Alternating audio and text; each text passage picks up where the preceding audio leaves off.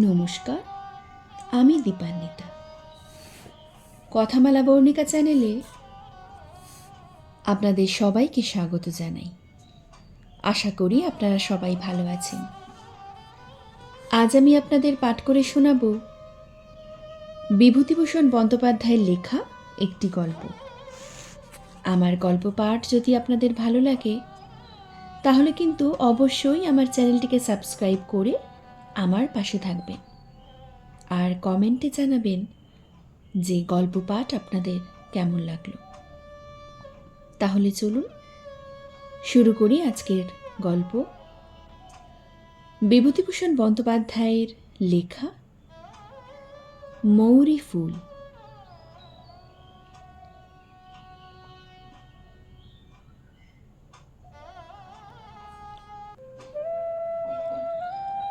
অন্ধকার তখনও ঠিক হয় নাই। মুকুজ্জে বাড়ির পেছনে বাঁশবাগানের জোনাকির দল সাঁঝ জ্বালিবার উপক্রম করিতেছিল। তালপুকুরের পাড়ে গাছের মাথায় বাদুড়ের দল কালো হইয়া ঝুলিতেছে। মাঠের ধারে বাঁশবাগানের পিছনটা সূর্যাস্তের শেষ আলোয় উজ্জ্বল। চারিদিক বেশ কবিত্বপূর্ণ হইয়া আসিতেছে। এমন সময় মুকুজ্জেদের অন্দর বাড়ি হইতে এক তুমুল কলরব আর হইচই উঠিল। বৃদ্ধ রামতনু মুকুজ্জে শিবকৃষ্ণ পরমহংসের শিষ্য। তিনি রোজ সন্ধেবেলায় আহুতি দিয়া থাকেন। এজন্যে প্রায় 1 পোয়া খাঁটি গাওয়া ঘি তার চাই। তিনি নানা উপায়ে এই ঘি সংগ্রহ করিয়া ঘরে রাখিয়া দেন। অন্যদিনের মতো আজও তাকের ওপর একটা বাটিতে ঘিটা ছিল। তার পুত্রবধূ সুশীলা সেই বাটি তাকের ওপর হইতে পাড়িয়া সেই ঘিটার সমস্তই দিয়া খাবার তৈরি করিয়াছে। রামতনু মুকুজ্জে মহকুমার কোর্টে গিয়াছিলেন ওপাড়া চৌধুরীদের পক্ষে একটা মোকদ্দমায় সাক্ষ্য দিতে। বিপক্ষের উকিল তাকে জেরার মুখে জিজ্ঞাসা করেন, আপনি গত মে মাসে পাঁচু রায় আর তার ভাইয়ের পাঁচিলের জায়গা নিয়ে মামলার প্রধান সাক্ষী ছিলেন না?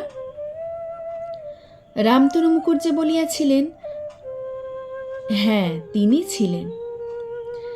উকিল পুনরায় জেরা করিয়াছিলেন, দুনালির চৌধুরীদের কান সোনার মাঠের দাঙ্গার মোকদ্দমায় আপনি পুলিশের দিকে সাক্ষ্য দিয়েছিলেন কিনা? রামতনু মহাশয়কে ঢোক গিলিয়া স্বীকার করিতে হইয়াছিল যে তিনি দিয়াছিলেন বটে।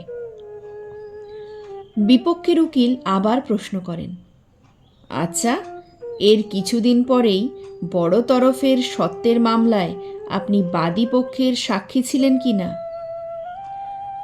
কবে তিনি এ সাক্ষ্য দিয়েছিলেন মুকুজ্জে মহাশয় প্রথমটা তাহা মনে করিতে পারেন নাই। তারপর বিপক্ষের উকিলের পুনঃ পুনঃ কড়া প্রশ্নে এবং মুন্সেফ বাবুর ভ্রুকুটি মিশ্রিত দৃষ্টির সম্মুখে হতভাগ্য রামতনুর মনে পড়িয়াছিল যে তিনি এ সাক্ষ্য দিয়াছিলেন বটে এবং এই গত জুলাই মাসে এই কোর্টেই তাহা তিনি দিয়া গিয়াছেন। তারপর কোর্টে কি ঘটিয়াছিল, বিপক্ষের উকিল হাকিমের দিকে চাহিয়া রামতনুর ওপরে কি ব্যঙ্গোক্তি করিয়াছিলেন, রামতনু উকিল আমলায় ভর্তি মুন্সেফবাবুর এজলাসে হঠাৎ কিরূপে সপুষ্প শস্যপক্ষেত্রের আবিষ্কার করেন, সে সকল কথা উল্লেখের আর প্রয়োজন নাই। তবে মোটের ওপরে বলা যায়, রামতনু মুকুজ্জে যখন বাটি আসিয়া পৌঁছিলেন তখন তার শরীরের ও মনের অবস্থা খুবই খারাপ। কোথায় এ অবস্থায় তিনি ভাবিয়াছিলেন হাত পা ধুইয়া ঠান্ডা হইয়া শ্রীগুরুর উদ্দেশ্যে আহুতি দিয়া অনিত্য বিষয় বিষে জর্জরিত মনকে একটু স্থির করিবেন, না দেখেন আহুতির জন্যে আলাদা করিয়া তোলা যে ঘিটুকু তাকে ছিল তাহার সবটাই একেবারে নষ্ট হইয়াছে। তারপর প্রায় অর্ধ ঘণ্টা ধরিয়া মুকুজ্জে বাড়ির অন্দরমহলে একটা রীতিমতো কবির লড়াই চলিতে লাগিল।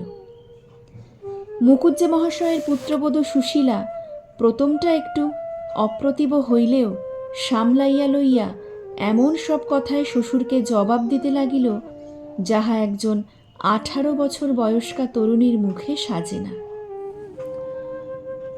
পক্ষান্তরে কোর্টে বিপক্ষের উকিলের অপমানে ও ঘরে আসিয়া পুত্রবধূর নিকট অপমানে ক্ষিপ্তপ্রায় রামতনু মুখুজ্জে পুত্রবধূর পিতৃকুল ও তাহার নিজের পিতৃকুলের তুলনামূলক সমালোচনায় পবিত্র হইয়া এমন সব দুরূহ পারিভাষিক শব্দের ব্যবহার করিতে লাগিলেন, যে বোধহয় বিদ্যাসাগর মহাশয়ের ডুবালের গল্পে উল্লেখিত কুলাদর্শবিদ্যা অধ্যয়ন না করিলে সেসব বুঝা একেবারেই অসম্ভব।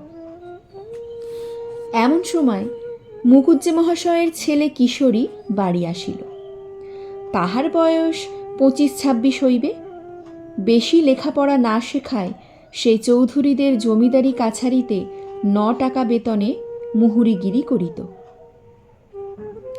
কিশোরীলাল নিজের ঘরে প্রবেশ করিয়া দেখিল ঘরে আলো দেওয়া হয় নাই। অন্ধকারেই জামা কাপড় ছাড়িয়া সে বাহিরে হাত পা ধুইতে গেল। তারপর ঘরে ঢুকিয়া শুনিল ঘুটঘুটে অন্ধকার ঘরে সুশীলা তাহার সম্মুখের বাতাসকে সম্বোধন করিয়া বলিতেছে যে এ সংসারে থাকিয়া সংসার করা তাহার শক্তিতে কুলোবে না, অতএব কাল সকালেই যেন গরুর গাড়ি ডাকিয়া তাহাকে বাপের বাড়ি পাঠাইয়া দেওয়া হয়। কিশোরী সে কথার কোনো বিশেষ জবাব না দিয়া লণ্ঠন জ্বালিয়া বাঁশের লাঠিগাছা ঘরের কোণ হইতে লইয়া বাহির হইয়া গেল। ওপাড়ায় রায়বাড়ির চণ্ডীমণ্ডপে গ্রামের নিষ্কর্মা যুবকদিগের যাত্রায় আখড়াই ও রিহার্সাল চলিত। সেইখানে অনেকক্ষণ কাটাইয়া অনেক রাত্রে বাড়ি ফিরিয়া আসা তাহার নিত্যকর্মের ভেতর। রামতনু মুখুজ্জে মহাশয়ও অনেকক্ষণ বাহিরের ঘরে কাটাইলেন।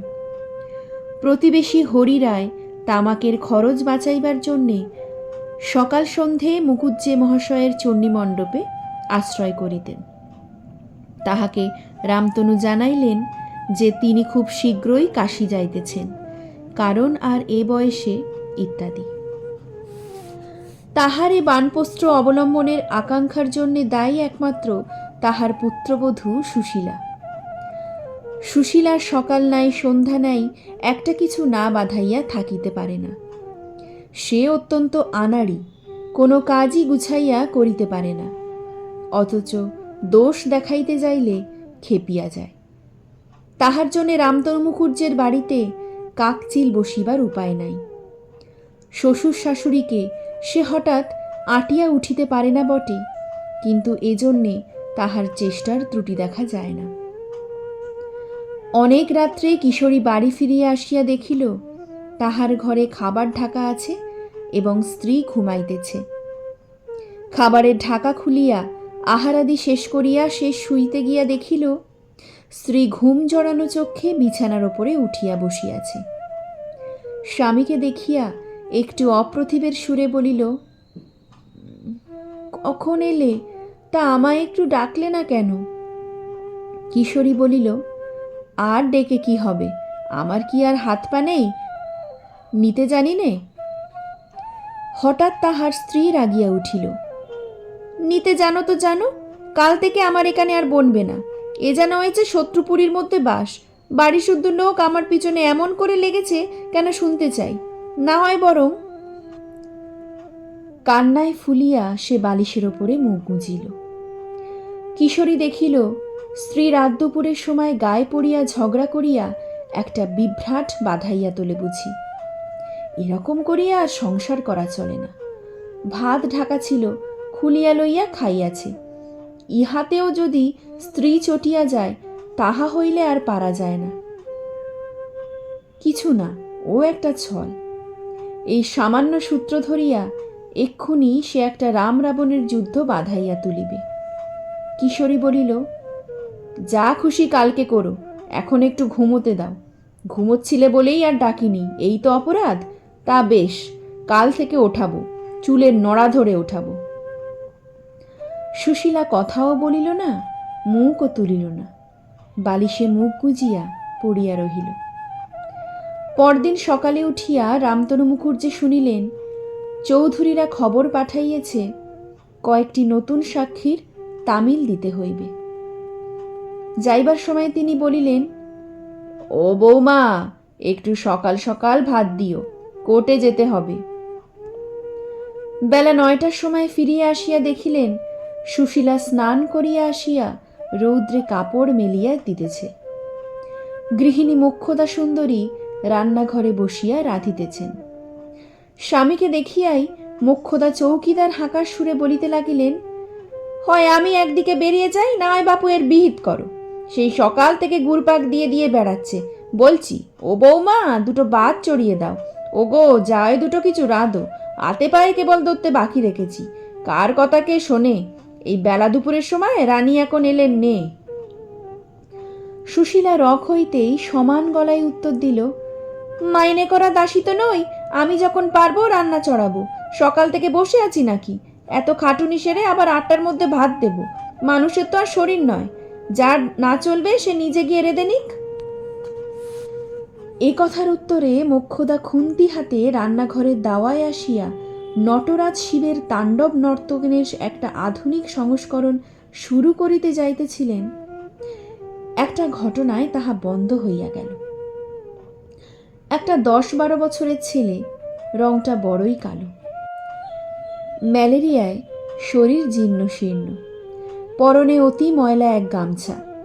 শীতের দিনেও তাহার গায়ে কিছু নাই। হাতে ছোট একটা বাখারির ছড়ি লইয়া বাড়ির মধ্যে ঢুকিল। ছেলেটি পাশের গ্রামের আতর আলী ঘরামির ছেলে।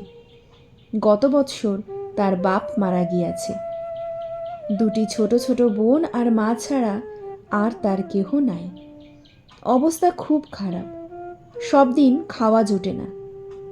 ছেলেটা পিঠে ছড়ি বাজাইয়া হাপু গাইয়া মা ও বোন দুটিকে প্রতিপালন করে। সে এই গ্রামের প্রায় সব বাড়িতে আসিত, কিন্তু মুকুজ্জে বাড়ি আর কখনো আসে নাই। তাহার একটা কারণ এই যে দানশীলতার জন্যে রামতনু মুখুজ্জে গ্রামের মধ্যে আদৌ প্রসিদ্ধ ছিলেন না। ছেলেটি উঠানে দাঁড়াইয়া বগল বাজাইয়া নানারূপ সুর করিয়া উচ্চৈস্বরে হাপু গাহিতে লাগিল। সঙ্গে সঙ্গে পিঠে জোর করিয়া লাঠির বাড়ি মারিতে লাগিল। 3টে নেহাত গো বেচারি সাক্ষীর তালিম দিতে অনেক ধস্তাধস্তি করিয়া রামতনুর মেজাজ ভালো ছিল না। ফিরিয়া চাহিয়া দেখিয়া মুখ খিচাইয়া বলিলেন, থাম থাম, ওসব রাখ, এখন ওসব দেখবার শখ নাই। যা অন্য বাড়ি দেখে যা যা। সুশীলা কাপড় মেলিয়া দিতে দিতে অবাক হইয়া হাপু গাওয়া দেখিতেছিল। ছেলেটি সংকুচিত হইয়া বাইরে যাইতেই সে তাড়াতাড়ি বাহিরের রকে গিয়া তাহাকে ডাকিয়া বলিল, শোন, তোর বাড়ি কোথায় রে? হরিপুর, মা ঠাকরন। তোর বাড়িতে কে আছে আর? মোর বাপ মারা গিয়েছে 8 বছর, মা ঠাকরন। মোদের আর কেউ নাই, মুই বড়, ছোট দুটো বোন আছে। তাই বুঝি তুই হাপু গাস? হ্যাঁ রে, এতে চলে। রামতনুর ধমক খাইয়া ছেলে মানুষ অত্যন্ত দমিয়া গিয়াছিল। সুশীলার কথার ভিতর সহানুভূতির সুর চিনিয়া লইয়া হঠাৎ তাহার কান্না আসিল। চোখের জল হু হু করিয়া পড়িতেই ম্যালেরিয়া শীর্ণ হাতড়ি তুলিয়া চোখ মুছিয়া বলিল, না মা ঠাকুরন, চলে না, এসব লোকে আর দেখতে চায় না। মুই যদি ভালো গান গাইতাম তো যাত্রার দলে যেতাম। বড় কষ্ট মোদের সংসারের, এই শীতি মা ঠাকুরন। সুশীলা বাধা দিয়া বলিল, দাঁড়া, আমি আসছি। ঘরের মধ্যে ঢুকিয়া কান্নার বেগ অতি কষ্টে সামলাইয়া চাহিয়া দেখিল আনলায় একখানা নতুন মোটা বিছানার চাদর ঝুলিতেছে। হাতের গোড়ায় সেইখানা পাইয়া টানিয়া লইল। তারপর জানলা দিয়া বাড়ির মধ্যে চাহিয়া দেখিয়া চাদরখানা তাড়াতাড়ি ছেলেটির হাতে দিয়া চুপি চুপি বলিল, এইখানা নিয়ে যা, এতে শীত বেশ কাটবে। কাটবে না? খুব মোটা, শিগগির যা, কেউ যেন না দেখে। ছেলেটা চাদর হাতে হতবুদ্ধি হইয়া ইতস্তত করিতেছে দেখিয়া সুশীলা বলিল, ওরে, এক্ষুনি কি এসে পড়বে, শিগগিরই যা। ছেলেটাকে বিদায় দিয়া সুশীলা ভিতর বাড়িতে ঢুকিয়া দেখিল শ্বশুর আহার করিতে বসিয়াছেন। ছেলেটার দুঃখে সুশীলার মন খুব নরম হইয়া গিয়াছিল। সে গিয়া রান্নাঘরে ঢুকিয়া কাজে মন দিল। শ্বশুরকে জিজ্ঞাসা করিল, আপনাকে কিছু দেব বাবা? মুখ্যদা ঝংকার দিয়া উঠিলেন, তোমাকে আর কিছু দিতে হবে না, যে মিষ্টি বচন দিয়েছ তাতেই প্রাণ ঠান্ডা হয়ে গিয়েছে। নাও, এখন পারো তো এদিকে এসো একবার, হাঁড়িটা দেখো, নয়তো বলো নিজে মরি বাঁচি একরকম করে সাঙ্গ করে তুলি। রামতনু কোনো কথা বলিলেন না, আপন মনে খাইয়া উঠিয়া চলিয়া গেলেন। এই সব ব্যাপারেই সুশীলা অত্যন্ত চটিয়া যাইত।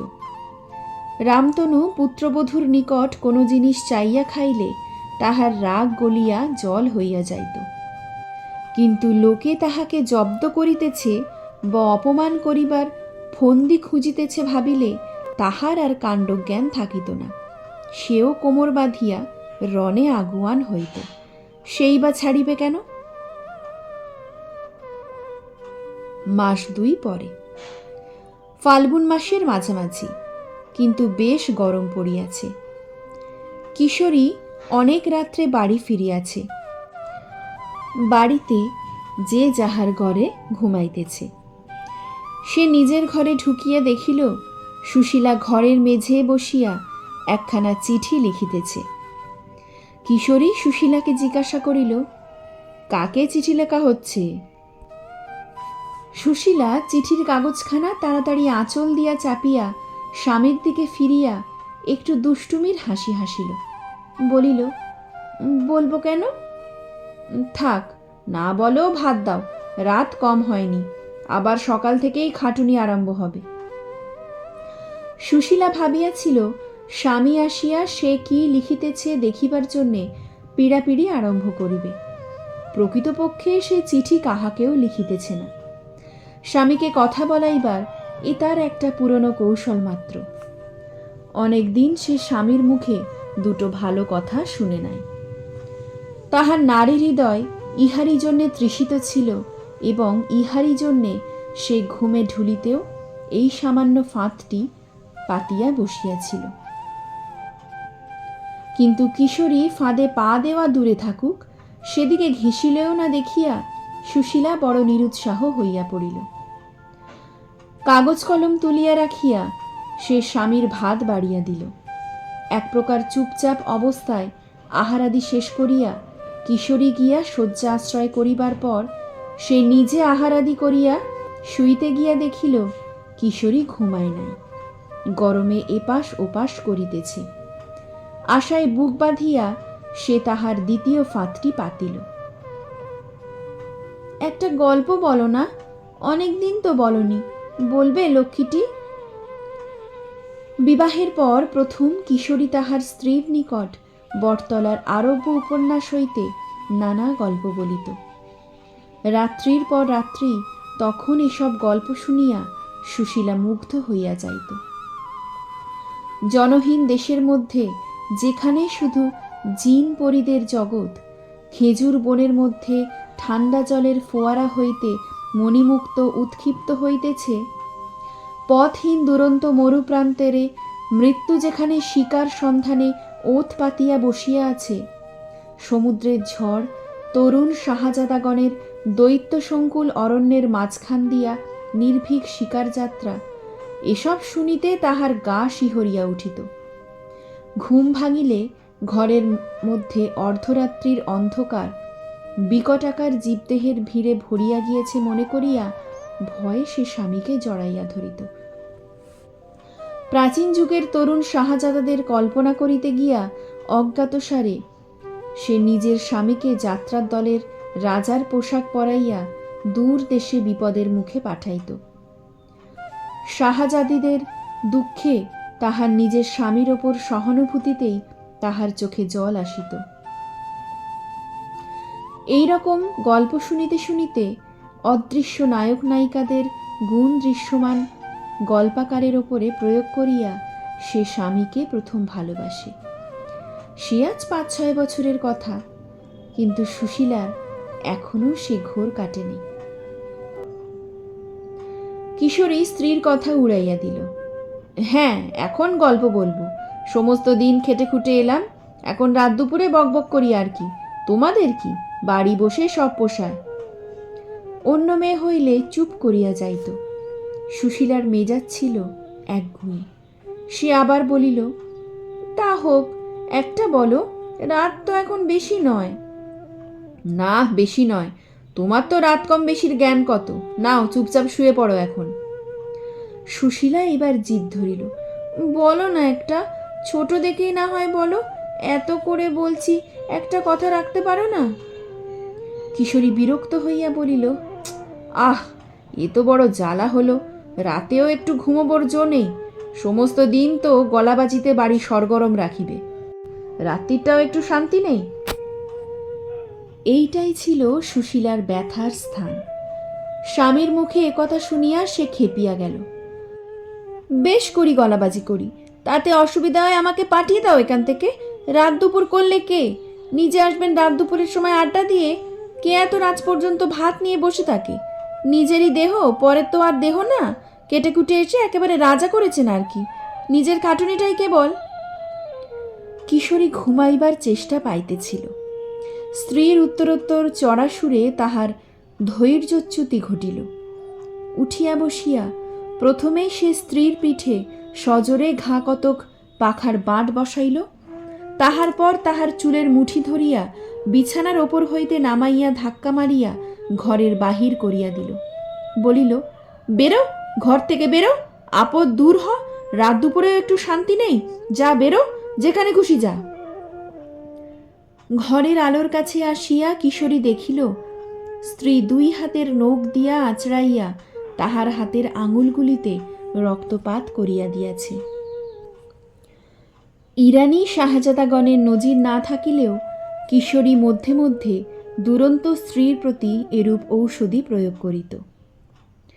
শেষ রাত্রে একাদশীর জ্যোৎস্নায় চারিদিক যখন ফুলের পাপড়ির মতো সাদা, ভোর রাত্রের বাতাস লেবু ফুলের গন্ধে আর পাপিয়ার গানে মাখামাখি, সুশীলা তখন ঘরের দোরের বাইরে আঁচল পাতিয়া অকাতরে ঘুমাইতেছিল। সকাল হইলে যে যার কাজে মন দিল। মোক্ষদা বলিলেন,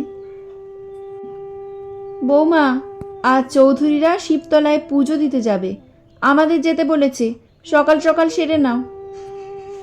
এই চৌধুরীটি ছিলেন প্রকৃতপক্ষে রামতনু মুখুর্জের প্রতিপালক। ইহারাই গ্রামের জমিদার এবং ইহাদেরই জমি জমা সংক্রান্ত মোকদ্দমার তদ্বির ও সাহায্য করিয়া রামতনু অন্ন সংস্থান করিতেন। বেলা 10টার মধ্যে আহারাদি শেষ করিয়া ভালো কাপড় পরিয়া সকলে নৌকায় উঠিল। 2 ঘণ্টার পথ। চৌধুরী বাড়িতে কলকাতা হইতে একটি বউ আসিয়াছিল। তাহার স্বামী বড়লোকের ছেলে, MA পাশ করিয়া বছর 2 হইল ডেপুটিগিরি চাকরি পাইয়াছে। বউটি কলিকাতার মেয়ে। চৌধুরীদের সহিত তাহার স্বামীর কিরূপ সম্পর্ক আছে, এজন্যে চৌধুরী গৃহিণী রাস পূর্ণিমার সময় তাহাকে আনাইয়াছিলেন। ইতিপূর্বে সে কখনো পাড়াগায় আসে নাই। নৌকায় খানিকটা বসিয়া থাকিবার পর বউটি দেখিল, নীলাম্বরী কাপড় পরনে তাহারই সমবয়সী আরেকটি বউ নৌকায় উঠিল। নৌকা ছাড়িয়া দিল। নৌকায় সমবয়সী সঙ্গিনী পাইয়া কলিকাতার বউটি খুব সন্তুষ্ট হইলেও প্রথমে আলাপ করিতে বাঁধো বাঁধো ঠেকিতে লাগিল। সঙ্গিনীর কাপড় চোপড় পরিবার অগোছালো ধরন দেখিয়া বউটি বুঝিয়াছিল তাহার সঙ্গিনী নিতান্ত পাড়াগাঁয়ের মেয়ে। অবস্থাও খুব ভালো নয়। নৌকার ওধারে চৌধুরী গৃহিণী মোক্ষদার সহিত সাবিত্রীব্রত প্রতিষ্ঠার কি আয়োজন করিয়াছেন, তাহারই বিস্তৃত বড় মানুষই ফর্দ আবৃত্তি করিতেছিলেন। নৌকায় কোনো পরিচিতা মেয়েও নাই, কাজেই বউটি অনেকক্ষণ চুপ করিয়া বসিয়া রহিল। বউটি লেখাপড়া জানিত এবং দেশ বিদেশের খবরাখবরও কিছু কিছু রাখিত। চৌধুরী গৃহিণীর একঘেয়ে বড় মানুষই চালের কথাবার্তায় সে বিরক্ত হইয়া উঠিল। খানিকক্ষণ বসিয়া থাকিবার পর সে লক্ষ্য করিল তাহার সঙ্গিনী ঘোমটার ভেতর হইতে কালো কালো ডাগর চোখে তাহার দিকে সকৌতুকে চাহিতেছে। বউটির হাসি পাইল। জিজ্ঞাসা করিল, তোমার নাম কি ভাই? সুশীলা সন্দিগ্ধ সুরে বলিল, শ্রীমতী সুশীলা সুন্দরী দেবী। সুশীলার রকম সকম দেখিয়া বউটির খুব হাসি পাইতে লাগিল। সে বলিল, অত ঘুমটা কিসের ভাই? তুমি আর আমি ছাড়া তো আর কেউ নেই এদিকে। নাও এসো, ঘুমটা খোলো, একটু গল্প করি। এই বলিয়া বউটি নিজেই সুশীলার ঘুমটা খুলিয়া দিল। সুশীলার সুন্দর মুখের দিকে চাহিয়া সে যেন মুগ্ধ হইয়া গেল। রং যদিও ততটা ফর্সা নয়, কিন্তু কালোর ওপর অত শ্রী সে কখনো দেখে নাই। নদীর ধারের সরস সতেজ চিক্কণ শ্যাম কমলী লতার মতো একটা সবুজ লাবণ্য যেন সারা মুখখানায় মাখানো। মুখখানি দেখিয়াই সে এই নির্হবরণা পাড়াগাঁয়ের মেয়েটিকে ভালোবাসিয়া ফেলিল। জিজ্ঞাসা করিল, উনি বসে আছেন কে ভাই? শাশুড়ি? হ্যাঁ। এসো, আরেকটু সরে এসো ভাই, দুজনে গল্প করি আর দেখতে দেখতে যাই। তোমার বাপের বাড়ি কোথায় ভাই? সুশীলার ভয় কাটিয়া যাইতেছিল। সে বলিল, সে হলো সিমলে। কোন সিমলে? কলকাতা সিমলে? কলকাতায় সিমলে আছে নাকি? কই, তাহা তো সুশীলা কোনোদিনও শোনে নাই। সে বলিল, আমার বাপের বাড়ি এখান থেকে বেশি দূর নয়, 5 ক্রোশ পথ, গরুর গাড়ি করে যেতে হয়। নদীর ধারে জব ক্ষেত, সর্ষে ক্ষেত, বুনো গাছপালা দেখিয়া বউটি খুব খুশি। এসব সে পূর্বেই বড় দেখে নাই। আঙুল দিয়া একটা মাছরাঙা পাখি দেখাইয়া বলিল, বাহ, বড় সুন্দর তো। ওটা কি পাখি ভাই? ওটা তো মাছরাঙা পাখি, তুমি দেখনি কখনো? বউটি বলিল, ভাই, আমি কলকাতার বাইরে একদিন পা দিইনি। খুব ছেলেবেলায় একবার বাবার সঙ্গে চন্দননগরে বাগান বাড়িতে যাবার কথা মনে আছে। তারপর এই আসছি। তুমি আমায় একটু দেখিয়ে নিয়ে চলো, এটা কিসের ক্ষেত ভাই? সুশীলা দেখিল তাহার সঙ্গিনী আঙুল দিয়া নদীর ধারের একটা মৌরির ক্ষেত দেখাইতেছে। প্রথমটা সে সঙ্গিনীর চোখ ঝলসানো রং, অদৃষ্টপূর্ব দামি সিল্কের শাড়ি, ব্লাউজ এবং চিকচিকে নেকলেসের বাহার দেখিয়া যে ভয় অনুভব করিতেছিল, তাহার অজ্ঞতা দেখিয়া সুশীলার সে ভয় কাটিয়া অজ্ঞ সঙ্গিনীর ওপরে একটু স্নেহ আসিল। কলিকাতায় মাছরাঙা পাখি, মৌরি ক্ষেত, এসব সামান্য জিনিসও নাই নাকি? সুশীলা হাসিয়া বলিল, তুমি ফুলের গন্ধ দেখে বুঝতে পারো না ভাই? ও তো মৌরির ক্ষেত। কেন, আমাদের বাপের বাড়ির গায়ে কত মৌরির ক্ষেত আছে। মৌরি শাক কখনো খাওনি? কলকাতায় বুঝি নেই? কলিকাতার বউটি বুঝাইয়া দিল যে কলিকাতার অতীত ইতিহাসের সে খবর রাখে না। বর্তমান অবস্থায় সেখানে মৌরি ক্ষেত প্রভৃতি থাকা সম্ভবপর নয়, তবে ভবিষ্যতে কি হয় বলা যায় না। ঘণ্টাখানেক পরে যখন নৌকা শিবতলার ঘাটে গিয়া লাগিল, তখন তাহাদের দুজনের মধ্যে অনেক ঘনিষ্ঠ রকমের কথাবার্তা হইয়া গিয়াছে। সঙ্গিনীর মুখে স্বামীর আদরের গল্প শুনিয়া সুশীলার মনের মধ্যে একটা গোপন ব্যথা জাগিয়া উঠিল। সেটা সে অনবরত চাপিবার চেষ্টা করে, তবু কি জানি সেটা ফাঁক পাইলেই মাথা তোলে। প্রথম বিবাহের পর তাহার স্বামীও তো তাহাকে কত আদর করিত। রাত্রে ঘুমাইতে না দিয়া নানান গল্পে ভুলাইয়া জাগিয়া রাখিত। সুশীলা পান খাইতে চাহিত না বলিয়া কত সাধ্য সাধনা করিয়া পান মুখে তুলিয়া দিত। সেই স্বামী তাহার এমন কেন হইল? তাহার বুকের মধ্যে কেমন হু হু করিয়া উঠিল। দুজনে তাহারা খানিকক্ষণ গাছের ছায়ায় নদীর ধারে এদিক ওদিক বেড়াইল। কি সুন্দর দেখায় চারিদিক। নীল আকাশ সবুজ মাঠের ওপর কেমন উপুর হইয়া আছে। উমা, পানকৌড়ির ঝাঁক চরের ওপর বসিয়া বসিয়া কেমন ঝিমায়। কলিকাতার বউটি বলিল, এসো ভাই, আমরা কিছু একটা পাতাই, কেমন? সুশীলা খুশি হইয়া বলিল, খুব ভালো ভাই, কি পাতাবে বলো? এক কাজ করি, এসো, আস্তে আস্তে নদীর ধারে যে মৌরি ফুল দেখে এলাম, এসো আমরা দুজনে পাতাই, কেমন? সুশীলা আহ্লাদের সঙ্গে এ প্রস্তাবে সম্মতি দিল। নদী হইতে অঞ্জলি করিয়া জল তুলিয়া তাহারা মৌরি ফুল পাতাইল। এমন সময় মোক্ষদা ডাকিলেন, বৌমারা, এদিকে এসো। তাহারা গিয়া দেখিল গাছতলায় অনেক লোক। সেদিন পুজো দিতে অনেক লোক আসিয়াছিল। প্রকাণ্ড বটগাছ, তলায় ভাঙা ইটের মন্দির। গাছতলা হইতে একটু দূরে এক বুড়ি নানা ঔষধ বিক্রি করিতেছে। সুশীলা ও তাহার সঙ্গিনী সেখানে গিয়া জিজ্ঞাসা করিয়া জানিল, রোগ সারা, ছেলে হওয়া হইতে শুরু করিয়া সকল রকমের ঔষধই আছে, গরু হারাইলে খুঁজিয়া বাহির করিবার পর্যন্ত। মেয়েরা সেখানে ভিড় করিয়া দাঁড়াইয়া ঔষধ কিনিতেছে। সুশীলার সঙ্গিনী হাসিয়া তাহার হাত ধরিয়া টানিয়া তাহাকে সেখান হইতে মন্দিরের দিকে লইয়া চলিল। বলিল, চলো মৌরি ফুল, দেখি গিয়ে কেমন পুজো হচ্ছে। একটুখানি মন্দিরে দাঁড়াইয়া সুশীলা একটা ছুতোয় সেখান হইতে বাহির হইয়া আসিয়া ঔষধ বেচা বুড়ির নিকট দাঁড়াইল। সেখানে তখন কেহ ছিল না। বুড়ি বলিল, কি চাই? সুশীলার মুখ লজ্জায় আরক্ত হইয়া উঠিল। বুড়ি বলিল, আর বলতে হবে না মা ঠাকুরন, তা তোমার তো এখনো ছেলেপিলে হওয়ার বয়স হয়নি, ও বয়সে অনেকের। সুশীলা সলজ্জভাবে বলিল, তা নয়। বুড়ি বলিল, এইবার বুঝলাম মা ঠাকুরন, তা যদি হয় তাহলে তোমার স্বামীর 12 মুখো টান আছে।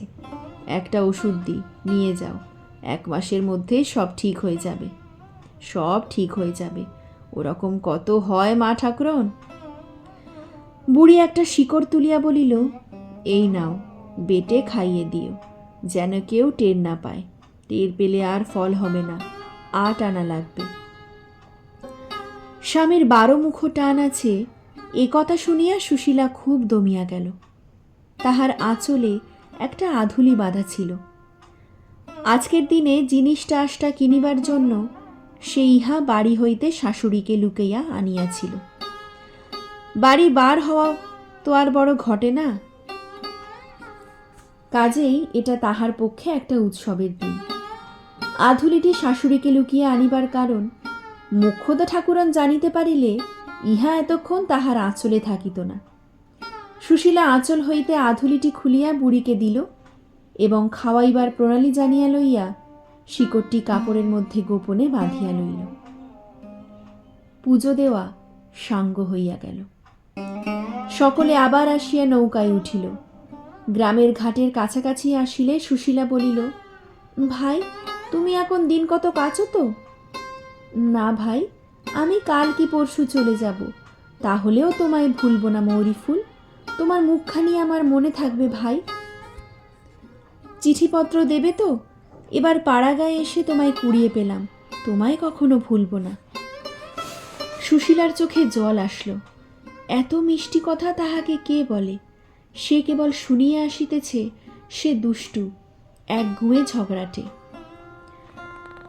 তাহার হাতে একটা সোনার আংটি ছিল, ইহা তাহার মায়ের দেওয়া আংটি। বিবাহের পর প্রথম তাহার মা তাহার হাতে এটি পরাইয়া দিয়েছিলেন। সেটি হাত হইতে খুলিয়া সে সঙ্গিনীর হাত ধরিয়া বলিল, দেখি ভাই তোমার আঙুল, তুমি হলে মৌরি ফুল, তোমায় খাওয়াবার কথা, কাপড় দেওয়ার কথা, এই আংটিটা আমার মায়ের দেওয়া, তোমায় দিলাম, তবু এটা দেখে তুমি গরিব মৌরি ফুলকে ভুলে যাবে না। সুশীলা আংটিটা সঙ্গিনীর হাতে পরাইতে দিতে গেল। বউটি চট করিয়া হাত টানিয়া লইয়া বলিল, দূর পাগল, না ভাই, এ রাখো, তোমার মায়ের দেওয়া আংটি, এ কেন আমায় দিতে যাবে? না ভাই। সুশীলা জোর করিতে লাগিল, হোক ভাই, দেখি, মায়ের দেওয়া বলেই তো। বউটি বলিল, দূর, না ভাই, ওসব রাখো, সে বরং। সুশীলা খুব হতাশ হইল। মুখটি তাহার অন্ধকার হইয়া গেল। সে চুপ করিয়া বসিয়া রহিল। গ্রামের ঘাটে নৌকা লাগিল। বউটি সুশীলার হাত ধরিয়া বলিল, পায়ে পড়ি ভাই মৌরি ফুল, রাগ করো না। আচ্ছা, কেন তুমি শুধু শুধু তোমার মায়ের দেওয়া আংটি আমায় দিতে যাবে ভাই? আচ্ছা, তুমি যদি দিতেই চাও, এই পুজোর সময় আসবো, অন্য বরং কিছু দিও, তখন একদিন না হয় খাইও। আংটি কেন দেবে ভাই? আর আমায় ভুলবে না তো ভাই? সুশীলা ব্যগ্রভাবে বলিল, তোমায় ভুলবো না ভাই মৌরি ফুল, কক্ষনো না। তুমি কোন জন্মে যে আমার মায়ের পেটের বোন ছিলে ভাই মৌরি ফুল। তাহার পরে সে একটু আনাড়ি ধরনের হাসিয়া উঠিল। কেমন সুন্দর কথাটি, মৌরি ফুল, মৌরি ফুল, মৌরি ফুল। তুমি যে হলে আমার নদীর ধারের মৌরি ফুল, তোমায় কি ভুলতে পারি? কথা শেষ না করিয়াই সে দুই হাতে সঙ্গিনীর গলা জড়িয়া ধরিল। সঙ্গে সঙ্গে তাহার কালো চোখ দুটি জলে ভরিয়া গেল। কলিকাতার বড় এই অদ্ভুত প্রকৃতির সঙ্গিনীর অশ্রুপ্লাবিত সুন্দর মুখখানা বারবার সস্নেহে চুম্বন করিল। তারপর দুজনেই চোখের জলে ঝাপসা দৃষ্টি লইয়া দুজনের কাছে বিদায় লইল। দিন কতক কাটিয়া গেল। কিশোরী বাটি নাই, কি একটা কাজে অন্য গ্রামে গিয়াছে। ফিরিতে দু একদিন দেরি হইল। মোক্ষদা সকালে উঠিয়া জমিদার গৃহিণীর আহ্বানে তাহার সাবিত্রী ব্রত প্রতিষ্ঠার আয়োজনে সাহায্য করিতে চৌধুরী বাড়ি চলিয়া গেলেন। যাইবার সময় বলিয়া গেলেন, বৌমা, আমার ফেরবার কোনো ঠিক নেই, রান্না বান্না করে রেখো, আমি আজ আর কিছু দেখতে পারবো না। চৌধুরী বাড়ির কাজ কখন মেটে তা তো বলা যায় না। একথা মোক্ষদা না বলিলেও চলিত, কারণ ভোরে উঠিয়া বাসন মাজা, জল তোলা হইতে আরম্ভ করিয়া এ সংসারের সমস্ত কাজের ভারই ছিল সুশীলার ওপর। এ সংসারে কিশোরীর বিবাহের পর কোনোদিন ঝি চাকর প্রবেশ করে নাই, যদিও পূর্বে বাড়িতে বরাবরই একজন করিয়া ঝি থাকিত। সুশীলার খাটুনিতে কোনো ক্লান্তি ছিল না, খাটিবার ক্ষমতা তাহার যথেষ্ট ছিল। যখন মেজাজ ভালো থাকিত, তখন সমস্ত দিন নীরবে ভূতের মতো খাটিয়াও সে বিরক্ত হইত না। শাশুড়ি চলিয়া গেলে অন্যান্য কাজকর্ম সারিয়া সুশীলা রান্নাঘরে গিয়া দেখিল একখানিও কাঠ নাই। কাঠ অনেক দিনই ফুরিয়া গিয়াছে, একথা সুশীলা বহুবার শ্বশুরকে জানাইয়াছে। রামতনু মধ্যে মধ্যে মজুর ডাকিয়া কাঠ কাটাইয়া লইতেন। এবার কিন্তু অনেক দিন হইল তিনি আর এদিকে দৃষ্টি দেন নাই। কিশোরীর দোষ নাই, কেননা সে বড় একটা বাড়িতে থাকিত না, সংসারের সংবাদও তেমন রাখিত না। আসল কথা হইতেছে এই যে রান্নাঘরের পিছনে খিড়কির বাহিরে অনেক শুকনো বাঁশ ও ডালপালা পড়িয়া আছে। সুশীলা রান্না চড়ানোর পূর্বে বা রান্না করিতে করিতে প্রয়োজন মতো এগুলি দা দিয়ে কাটিয়া লইয়া কাজ চালাইত। রামতনু দেখিলেন, কাজ যখন চলিয়া যাইতেছে তখন কেন অনর্থক কাঠ কাটিবার লোক ডাকিয়া আনিলেই এখন একটা টাকা তো খরচ। পুত্রবধূ বকিতেছে বকুক, কারণ বকুনি উহার স্বভাব। কাঠ নাই দেখিয়া সুশীলা অত্যন্ত চটিয়া গেল। এদিকে বাড়িতে এমন কেউ নাই যাহাকে বকিয়া গায়ের ঝাল মেটায়। কাজেই সে আপন মনে চিৎকার করিতে লাগিল, পারবো না, রোজ রোজ এমন করে সংসার করা আমার দিয়ে হয়ে উঠবে না। আজ 2 মাস ধরে বলছি কাঠ নেই, কাঠ নেই, এদিকে রান্নার বেলা ঠিক আছেন সব, তার একটু এদিক ওদিক হবার জো নেই। কি দিয়ে রাঁধবো? 8 পা উনুনের মধ্যে দিয়ে রাঁধবো নাকি? রোজ রোজ কাঠ কাটো, কেটে রাঁধো, অত সুখ আর কাজ নেই। তাকলো হাঁড়ি পড়ে, যিনি যখন আসবেন তিনি তখন করে নেবেন। রাঁধিবার কোনো আয়োজন সে করিল না। খানিকটা বসিয়া বসিয়া তাহার মনে হইল ততক্ষণ মশলাগুলো বাটিয়া রাখা যাক। সে মাঝে মাঝে কাজের সুবিধার জন্যে কয়েকদিনের মশলা একসঙ্গে বাটিয়া রাখিত।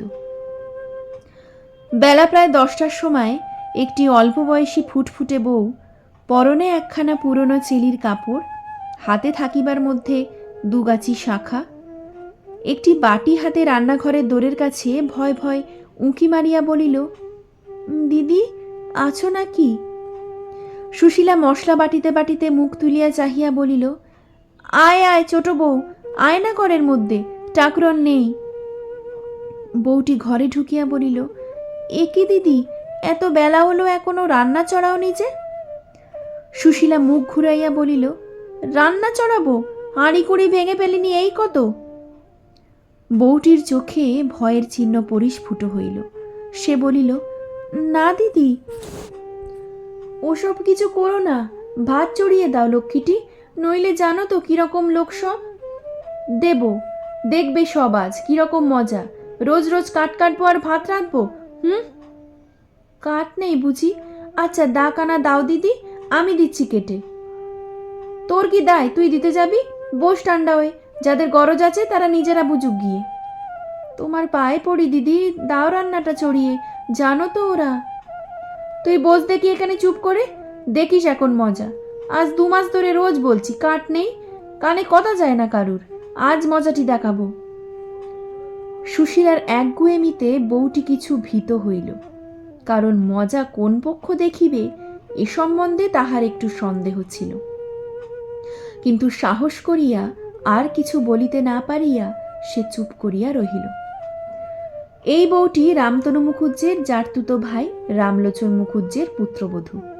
পাশেই এদের বাড়ি। রামলোচনের অবস্থা খুবই খারাপ। তা সত্ত্বেও তিনি বছর 2 হইল ছেলের বিবাহ দিয়াছেন। রামলোচনের স্ত্রী ছিল না, পুত্রবধূই গৃহিণী। দুরবস্থায় সংসারে ছেলে মানুষ বউকে সংসার করিতে অত্যন্ত বেগ পাইতে হইত। সে সময় অসময়ে বাটি হাতে খুঁচি হাতে এ বাড়িতে হাত পাতিয়া তেলটা নুনটা লইয়া যাইত।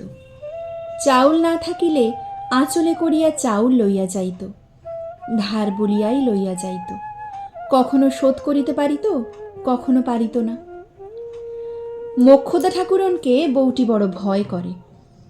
তিনি থাকিলে জিনিসপত্র তো দেনই না, যদিও বা দেন তাহা বহু মিষ্ট বাক্যবর্ষণ করিবার পর।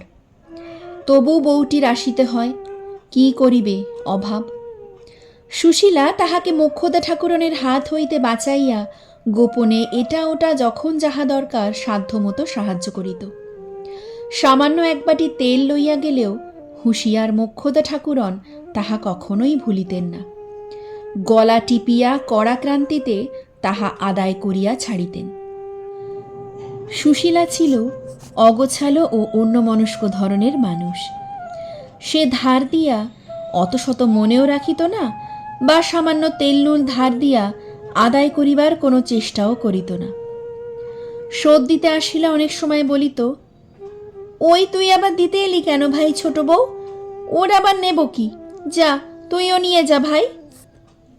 সুশীলা আপন মনে খানিকক্ষণ বকিয়া বউটির দিকে চাহিয়া বলিল, তারপর তোর রান্না বান্না? বউটি বাটিটা আঁচল দিয়া ঢাকিয়া রাখিয়াছিল। বাহির করিয়া কুণ্ঠিতভাবে বলিল, সেদিনকার সেই তেল নিয়ে গিয়েছিলাম দিদি, তা আমাদের এখনো আনা হয়নি, আজ রাতবার তেল নেই, একসঙ্গে 2 দিনের দিয়ে যাব, সেই জন্যে। সুশীলা বলিল, আচ্ছা নিয়ে আয় দেখি বাটিটা, দেখি কি আছে, আমাদেরও বুঝি তেল আনা হয়নি। পাত্রে যতটুকু তেল ছিল সুশীলা সবটুকু এই কুণ্ঠিতা দারিদ্রা গৃহলক্ষ্মীটিকে ঢালিয়া দিল। বউটি চলিয়া যাইবার সময় মিনতিপূর্ণ দৃষ্টিতে চাহিয়া বলিল, লক্ষ্মী দিদি, দাও রান্না চড়িয়ে। সুশীলা বলিল, তুই পালা দেখি, আমি ওদের মজা না দেখিয়ে আজ আর কিছুতেই ছাড়ছি নে। বেলা 12টার সময় মোক্ষদা ঠাকুরন আসিয়া দেখিয়া শুনিয়া হইচই বাঁধাইয়া দিলেন। প্রকৃতই ইহাতে রাগ হইবারই কথা। একটু পরে রামতনু আসিলেন। তিনি ব্যাপার দেখিয়া দালানে গিয়া আপন মনে তামাক টানিতে শুরু করিলেন। ঝগড়া ক্রমে খুব জাগাইয়া উঠিল। মোক্ষদা উচ্চৈস্বরে সুশীলার কুলজি গাহিতে লাগিলেন।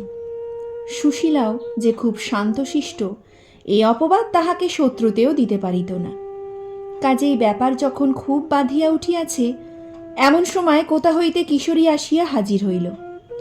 যদিও আজ তাহার ফিরিবার কথা ছিল না, তবুও কাজ মিটিয়া যাওয়াতে সে আর সেখানে অপেক্ষা করে নাই। মোক্ষদা ছেলেকে পাইয়া হাঁকডাক আরও বাড়াইয়া দিলেন। কিশোরী এত বেলায় বাড়ি আসিয়া এ অশান্তির মধ্যে পড়িয়া অত্যন্ত চটিয়া গেল। তাহার সমস্ত রাগ গিয়া পড়িল স্ত্রীর উপরে। হাতের গোড়ায় একখানা শুকনো চেলা কাঠ পড়িয়াছিল, সেইটা লইয়াই লাফাইয়া সে রান্নাঘরের দাওয়ায় উঠিল। সুশীলা তখনও বসিয়া বাটনা বাটিতেছিল। স্বামীকে শুকনো কাঠ হাতে লইয়া বীর দর্পে রান্নাঘরে লাফিয়া উঠিয়া দেখিয়া ভয় তাহার মুখ শুকাইয়া গেল। আত্মরক্ষার অন্য কোনো উপায় না দেখিয়া হাত দুটো তুলিয়া নিজের দেহটা আড়াল করিবার চেষ্টা করিল। কিশোরী প্রথমত স্ত্রীর খোঁপা ধরিয়া এক হ্যাঁচকা টান দিয়া তাহাকে মাটিতে ফেলিয়া দিল। তারপর তাহার পিঠে কয়েক ঘা চেলা কাঠের বাড়ি মারিয়া তাহার গলা ধরিয়া প্রথমে এক ধাক্কা মারিল রান্নাঘরের দাওয়ায় এবং তথা হইতে এক ধাক্কা দিল একেবারে উঠানে। ধাক্কার বেগ সামলাইতে না পারিয়া সুশীলা মুখ থুবড়িয়া উঠানে পড়িয়া গেল। মার আরও চলিত, কিন্তু রামতনু তামাক খাইতে খাইতে ছেলের কাণ্ড দেখিয়া হা হা করিয়া আসিয়া পড়িলেন। পাশের বাড়ির বউটি তখন শ্বশুর ও স্বামীকে খাওয়াইয়া সবে নিজে খাইতে বসিতেছিল। হঠাৎ এ বাড়ির মধ্যে মারের শব্দ শুনিয়া সে খাওয়া ফেলিয়া সুশীলাদের খিড়কিতে ছুটিয়া আসিয়া উঁকি মারিয়া দেখিল সুশীলা উঠানে দাঁড়াইয়া আছে। বাটনার পাত্রের ওপরে পড়িয়া গিয়াছিল, কাপড়ে চোপড়ে হলুদের ছোপ, মাথার খোঁপা একেবারে খুলিয়া কতক চুল মুখের ওপর, কতক পিঠের ওপর পড়িয়াছে। গাঙ্গুলি বাড়ি হইতে দুটো ছেলে ব্যাপার দেখিবার জন্য ছুটিয়া আসিয়াছে। আরও দু একজন পাড়ার মেয়ে সামনের দরজা দিয়া উঁকি মারিতেছে। তাহার নিজের শ্বশুর রামলোচন মজা দেখিতেছেন। চারিদিকের কৌতূহল দৃষ্টির মাঝখানে সর্বাঙ্গে হলুদের ছোপ ও ধুলি মাখা অপমানিতা দিদিকে অসহায়ভাবে উঠানে দাঁড়াইয়া থাকিতে দেখিয়া তাহার বুকের মধ্যে কিরকম করিয়া উঠিল। কিন্তু সে একে ছেলে মানুষ, তাহাতে অত্যন্ত লজ্জাশীলা। শ্বশুর ভাসুর এবং এক উঠান লোকের মধ্যে বাড়ির ভেতরে ঢুকতে না পারিয়া প্রথমটা সে খিড়কির বাহিরে আকুলি বিকুলি করিতে লাগিল। কিন্তু গাঙ্গুলি বাড়ির প্রৌঢ় গাঙ্গুলি মশাইও যখন হুঁকা হাতে "কি হে রামতনু, বলি ব্যাপারখানা কি শুনি" বলিয়া বাড়ির মধ্যে উঠানে আসিয়া হাজির হইলেন, তখন সে আর থাকিতে না পারিয়া বাড়ির মধ্যে ঢুকিয়া পড়িল এবং সুশীলার হাত ধরিয়া খিড়কি দৌড় দিয়া বাহিরে লইয়া গিয়াই হঠাৎ ফুপাইয়া কাঁদিয়া উঠিয়া বলিল, "কেন ওরকম করতে গেলে দিদিমণি? লক্ষ্মীটি, তখনই যে বারণ করলাম।" তারপর দিন দুপুরবেলা সুশীলা রান্নাঘরে রাঁধিতেছিল। কিশোরী খাইতে বসিয়াছে। মোক্ষদা ঠাকুরন কি প্রয়োজনে রান্নাঘরে ঢুকিয়া দেখিলেন সুশীলা পিছনে ফিরিয়া ভাত বাড়িতে বাড়িতে স্বামীর ডালের বাটিতে কি গুলিতেছে, পাশে একটা ছোট বাটি। মোক্ষদার কিরকম সন্দেহ হইল।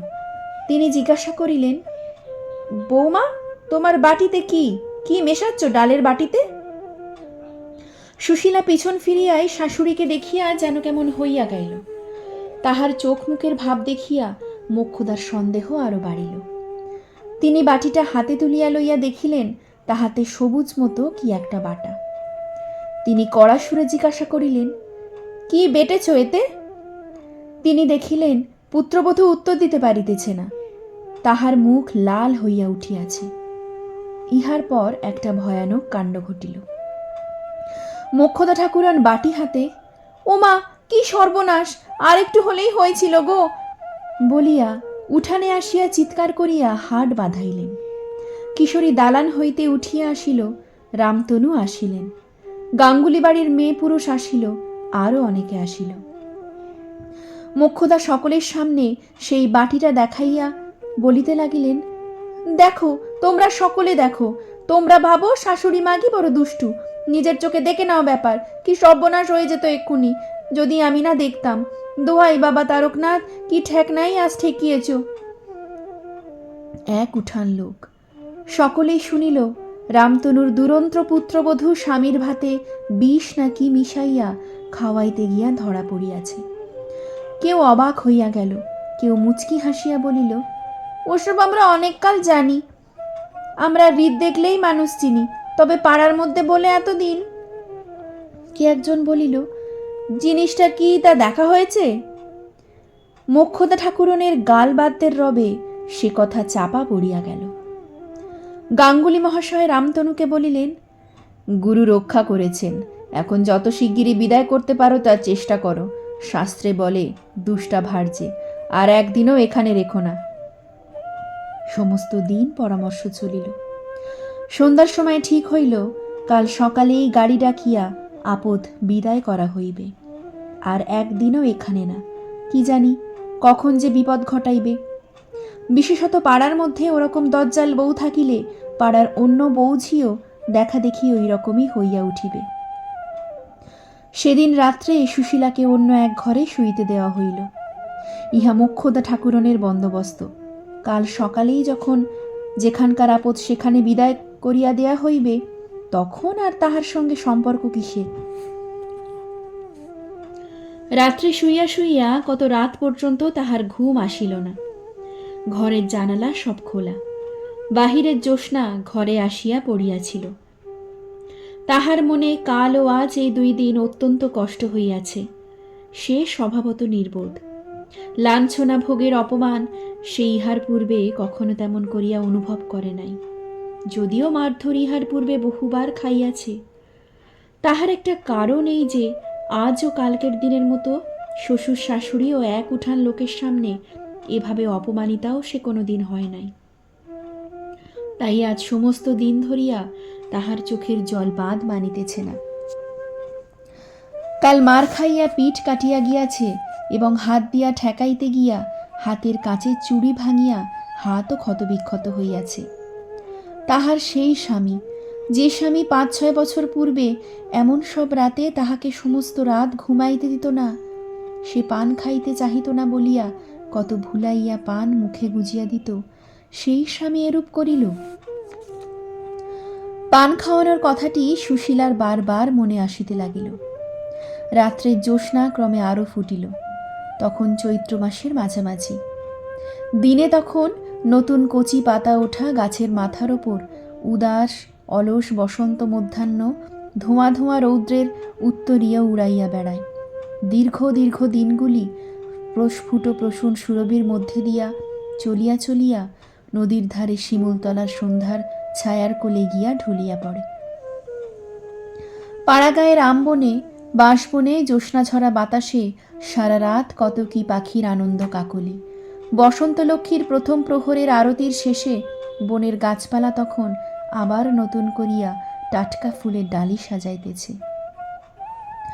শুইয়া শুইয়া সুশীলা ভাবিল, জগতে কেহ তাহাকে ভালোবাসে না, কেবল ভালোবাসে তাহার মৌরি ফুল। মৌরি ফুল পত্র লিখিয়াছে, তাহার কথা মনে করিয়া সে রোজ রাত্রে কাঁদে। তাহাকে না দেখিয়া কলিকাতায় ফিরিয়া তাহার কষ্ট হইতেছে। সত্যি যদি কেউ তাহাকে ভালোবাসে, সে তো ওই মৌরি ফুল। ভালোবাসে ওই ছোট বউটা। আহা, ছোট বউটার বড় কষ্ট। ভগবান দিন দিলে সে ছোট বউয়ের দুঃখ ঘুচাইবে, কিন্তু স্বামী যে তাহাকে বিদায় করিয়া দিতেছে, ও কিছু না।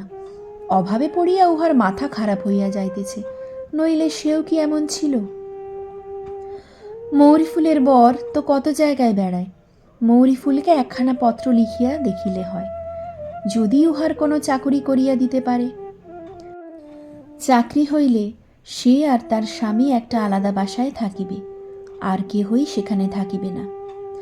মাঠের ধারে ছোট ঘরখানি সে মনের মতো করিয়া সাজাইয়া রাখিবে। উঠানে কুমড়োর মাচা বাঁধিবে, বাজার খরচ কমিয়া যাইবে।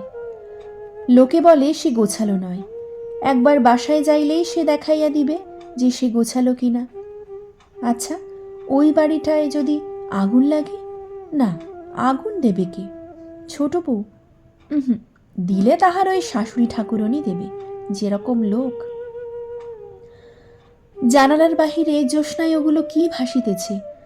সেই যে তাহার স্বামী গল্প করিত, জ্যোৎস্না রাত্রে পরীরা সব খেলা করিয়া বেড়ায়, তাহারা নয় তো? তাহার বিবাহের রাত্রে কেমন বাঁশি বাজাইয়াছিল, কেমন সুন্দর বাঁশি। ওরকম বাঁশি নদীর ধারে কত পড়িয়া থাকে। আচ্ছা, পিয়নে মৌরি ফুলের একখানা চিঠি দিয়ে গেল না কেন? লাল চৌকো খাম, খুব বড়, সোনার জল দেওয়া, আতর নাকি মাখানো। পরদিন সকালবেলা পুত্রবধূর উঠিবার দেরি হইতে লাগিল দেখিয়া মোক্ষদা ঠাকুরন ঘরের মধ্যে উঁকি মারিয়া দেখিলেন পুত্রবধূ জ্বরের ঘোরে অঘোর অচৈতন্য অবস্থায় ছেঁড়া মাদুরের ওপর পড়িয়া আছে, চোখ দুটো জবা ফুলের মতো লাল। সেদিন সমস্ত রাত একভাবেই কাটিয়া গেল, তাহার দিকে বিশেষ কেহ নজর করিল না। তারপর দিন বেগতিক বুঝিয়া রামতনু ডাক্তার আনিলেন। দুপুরের পর হইতে সে জ্বরের ঘোরে ভুল বকিতে লাগিল। সত্যি মৌরি ফুল তা নয়, ওরা যা বলছে আমি অন্য ভেবে। সন্ধ্যার কিছু পূর্বে সে মারা গেল। তাহার মৃত্যুতে গাঙ্গুলি পাড়ার হাড় জুড়াইয়া গেল। পাড়ার কাকচিলগুলোও একটু সুস্থির হইল। কিছুদিন পরেই কিশোরীর দ্বিতীয় পক্ষের বউ মেঘলতা ঘরে আসিল। দেখিলে চোখ জুড়ায় এমন সুন্দর মেয়ে, কর্মপটু, হুঁশিয়ার, গোছালো। দ্বিতীয়বার বিবাহের অল্পদিন পরেই যখন কিশোরী পালেদের স্টেটে ভালো চাকরিটা পাইল, তখন নতুন বউয়ের লক্ষ্মী ভাগ্য দেখিয়া সকলেই খুব খুশি হইল। সংসারের অলক্ষ্মী স্বরূপা আগের পক্ষের বউয়ের নাম এই সংসারে আর কোনোদিনও কেহ করে না। ধন্যবাদ। আপনারা শুনলেন বিভূতিভূষণ বন্দ্যোপাধ্যায়ের লেখা গল্প মৌরি ফুল। গল্পটি আপনাদের কেমন লাগলো তা কিন্তু আমাকে অবশ্যই কমেন্ট করে জানাবেন। আর আমার গল্প পাঠ যদি আপনাদের ভালো লাগে তাহলে আমার চ্যানেলটিকে সাবস্ক্রাইব করে আমার পাশে থাকবেন। দেখা হবে পরের ভিডিওতে নতুন একটি গল্প নিয়ে। আপনারা সবাই ভালো থাকবেন। ধন্যবাদ।